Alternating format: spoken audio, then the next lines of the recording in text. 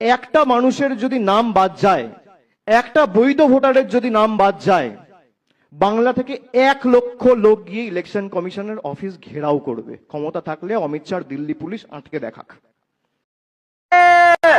কান খুলে শুনে নেন, কান খুলে শুনে নেন, এখনো সংবিধানটাকে মানে, সুপ্রিম কোর্টকে মানে, আইনকে মানে। তাই আমাদের এই যে ছোট ছোট চিতাবাঘেরা আছে, মালদার মোথাবাড়িতে যে ঘটনা ঘটেছে, যে করেছে তাকে হাতে নাতে ধরেছে জানেন? আমাদের সিআইডি।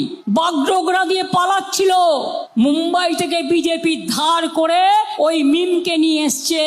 আইএসএফ ওদের সাথে, কংগ্রেসেরও উস্কানি আছে আর বিজেপিরও উস্কানি আছে।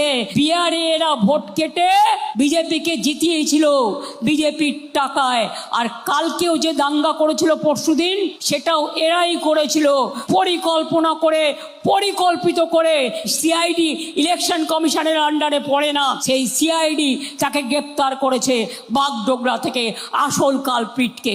বাংলার বদনাম করা, এই সুযোগে সংখ্যালঘুদের খেপিয়ে দিয়ে তাদের উপর এনআইএ দিয়ে, সিবিআই দিয়ে, ইডি দিয়ে অত্যাচার করা।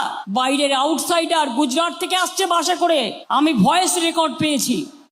দেখলেন তো ইনাদের আচল রূপ। এরা শুধু সংখ্যালঘুর পিছনে লেগে থাকে।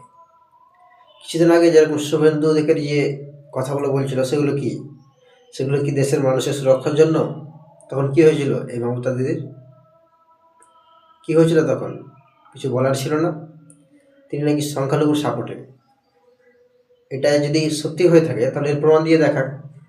শুভেন্দু অধিকারী এত বড় কথা বললো, তখন ইনার মুখ থেকে কিছু বেরোয়নি।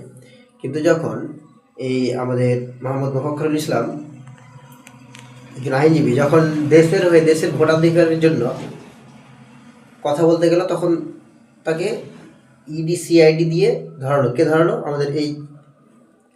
আমাদের এই মুখ্যমন্ত্রী দিদি, তিনি ধরালেন। আবার গর্ব করে বলছেন এটাই সুযোগ, এটাই সময়।